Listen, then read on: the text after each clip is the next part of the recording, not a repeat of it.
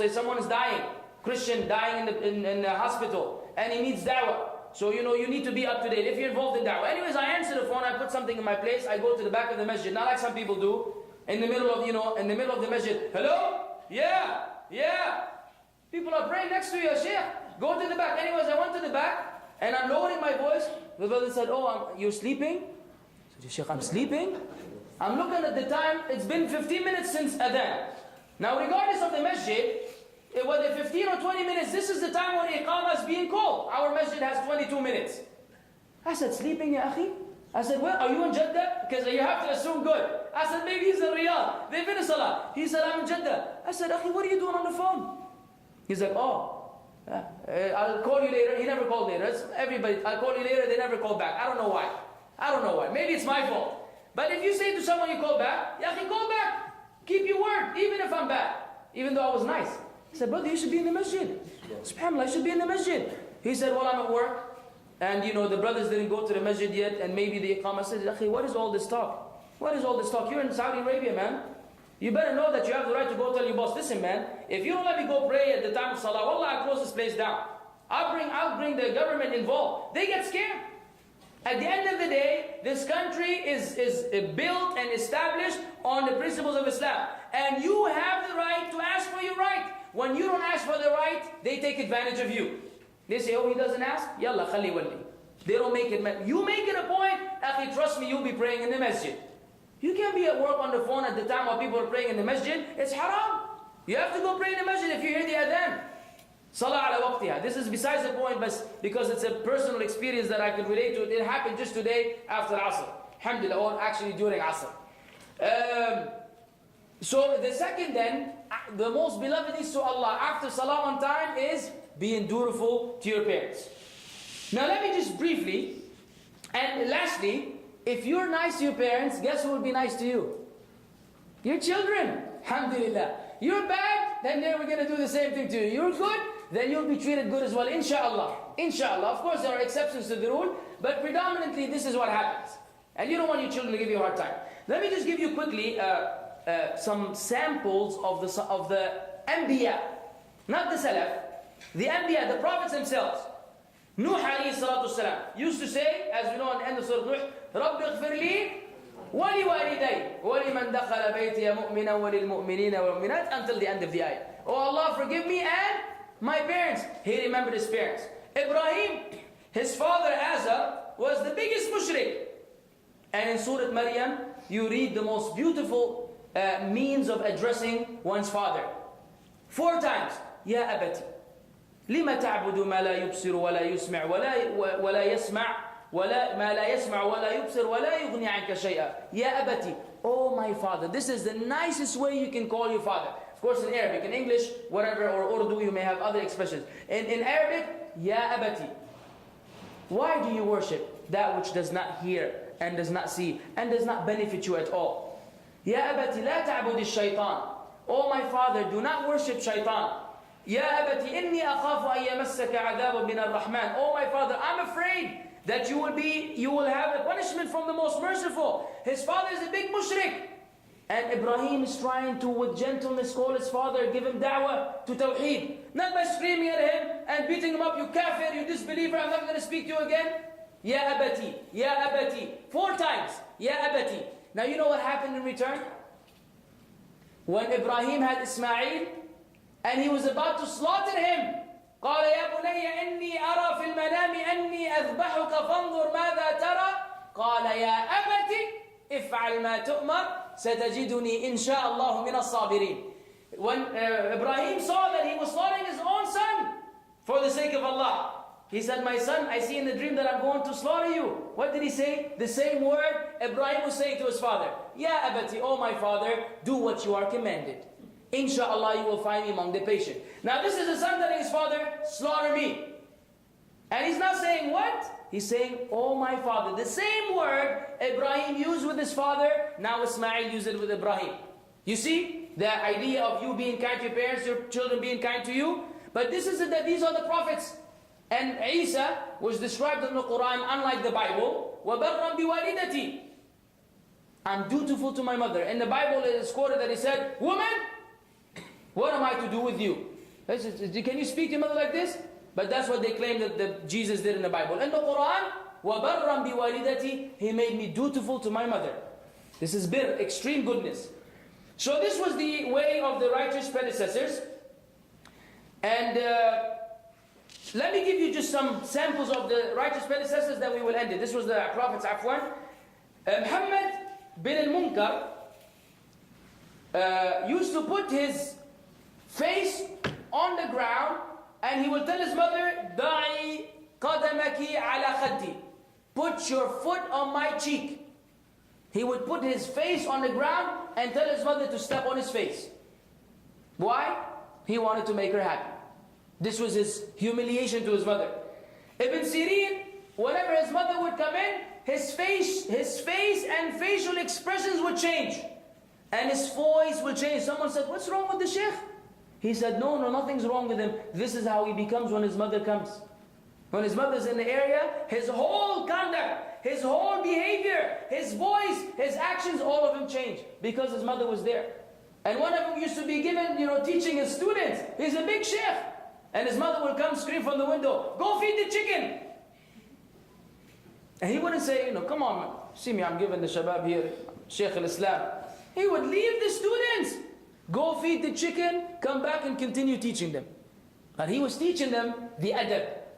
He taught them how to be dutiful to the parents. So if he were to be arrogant with his mom to please them, they would never learn from him. So he had to apply it in his life. Zayn al-Abidin, he would never eat with his mom. He wouldn't eat with her. They said, my wife, why? He said, I'm afraid that I may reach out for something in the plate that my mom had desired, and I wind up taking it before her. Subhanallah. Yani they're eating something and maybe she wanted to eat that one thing, so he's worried that he may take it and she wants it, he doesn't eat with her. The other among them, they would never sleep upstairs and have their parents downstairs. Because they wouldn't register in their mind, how am I going to be above my parents? They will make their parents upstairs and they will sleep downstairs. As one of the Sahaba had done when the Prophet ﷺ came to Medina. I don't recall his name. Idhan, this is the reality. These are the rights of the parents which you and I may have forsaken or not fulfilled correctly. And so this is a call for myself and for you, my brothers and sisters in Islam, to make a change before it's too late. Look, if they're alive, Allah knows for how long they will be alive. And when they die, you will have no idea the regret you will feel and the wish you will have to change when it will be too late. If they're both alive now, then you can still make it up. If they've already returned to Allah Azza wa Jal, then you can start involving dua in your life for them. And make this something that you do as often as you can. And this is the least you can do for them. So anyone who has parents alive, one or both, fear Allah Azza wa Jal. And guarantee yourself Jannah while they are alive. While you are able to do so. Woe to you from disrespecting them. Woe to you from screaming at them. Woe to you from disobeying them. Be the best son and the best daughter you can be. If you do so, Allah is way more generous than any one of us could ever be. Allah will facilitate your affairs, will bless your wealth, will bless your health, will bless your life, will make this whole dunya a slave for you, and will give you Jannah in the life to come. You do it the other way around, it will be the other way around as well. You give him a hard time, Allah will give you a hard time. In this dunya and in the life to come. It's not worth it. So, even if you had been good to your parents, when you go home, if you are able to see them, kiss their hand and kiss their heads and apologize for any shortcomings you had in the past. There's no shame in returning to the truth. Say to your parents, forgive me, if I had been wrong, I'm willing and I will change from today. And sincerely make that change. Sincerely make that change. Let them, when they see you, feel that the dua in Surah Al-Furqan is applicable to them. رَبَّنَا هَبْ لَنَا مِنْ أَزْوَاجِنَا وَذُرِّيَّاتِنَا قُرَّةَ أَعْيُنٍ وَجْعَلْنَا لِلْمُتَّقِينَ إِمَامًا. When they see you, let you be the pleasure of their eyes. Let them feel that they have done something. Don't make them look bad in front of people, in front of the neighbors, in front of the teachers in school. don't humiliate them by humiliating yourself. So inshallah ta'ala, ask Allah to pardon all of us for our shortcomings towards our parents and to guide us to the best conduct concerning them. Where He is able to do all things. وآخر دعوانا الحمد لله رب العالمين وصلى الله وسلم على نبينا محمد. Any questions?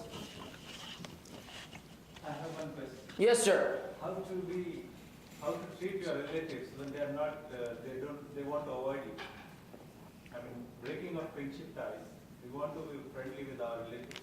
Somebody is deliberately avoiding you. How we should treat them? Akhi, this is exactly what keeping the kinship ties is. As the Prophet ﷺ explicitly said, it is not mukafa'a. Keeping the kinship ties is not mutual visitation and social gatherings. Keeping the kinship ties is when you want to connect with them and they don't want to see you. That is silatul rahim. That you strive and they want to avoid you. You don't stop. You don't stop until you die or they die. Because you're dealing with Allah, not with them. With them, it may be done, it may be over. It's khalas, their hearts are sealed. But with Allah, it's on. So your objective is pleasing Allah, you continue. And so that, which reminds me, this idea of parents or the family members fighting over money, a brother not speaking to his brother, a son not speaking to his father, a mother not speaking to her daughter because of dunya, this is wild. هل عسيتم إن توليتم أن تفسدوا في الأرض وتقطعوا أرحامكم أولئك الذين لعنهم الله فأصمهم وأعمى أبصارهم. Do you then after Allah gave you what He gave you, you spread mischief upon earth and you break the kinship ties? It is those whom Allah has cursed. He made them deaf and He blinded their sight. You have no right to abandon any family member at any situation. It's a must on you to keep talking to them even if they don't want to talk to you. Even if the matter is religious, even if they're innovators, even if they're mushrikeen, let alone over some money and you're both Muslims. Let alone over some debt which wasn't paid on time or anything else of this nature. No. Allah will curse the rahim is connected to the throne of Allah. And when Allah created it, Allah spoke to it. He said, would you be happy that I connect whoever connects you and I cut off whoever cuts you off? She said, yes. He said, Laki dhalik, then you will have that. You cut your kinship ties, Allah will cut you off. You won't make it a Jannah. So think about it. Is it worth it? Over some mundane, worldly junk? La. Be the noble person. Be the better person. You strive to rectify and reconcile even if you're innocent and they're guilty. The better amongst them is the one who initiates the reconciliation. So don't let the shaitan play games. You keep doing what you have to do, akhi, and your affairs with Allah. Even if they don't respect your parents? That's none of your business. They don't respect your parents. You keep the minimum ties. You don't have to go, spend all day with them if you have major issues. But you do not say, I will no longer speak to my cousin. I will no longer speak to my uncle. And you stop calling him because you don't answer. You don't, Eid. All these, seasons go through and there's absolutely no connection. No. But yes, if you're having issues and they're not being solved, then you keep, but there's a minimum that you cannot leave alone. Which is keeping the relationship alive. In terms of how compatible they are, how fruitful the relationship is, that's a whole other discussion. But you cannot at any point say, I no longer speak to this relative of mine. It doesn't happen. No. Anything else? Yes, sir. Thus, a son or a daughter has to specify some form of worship for his parents, or automatically a son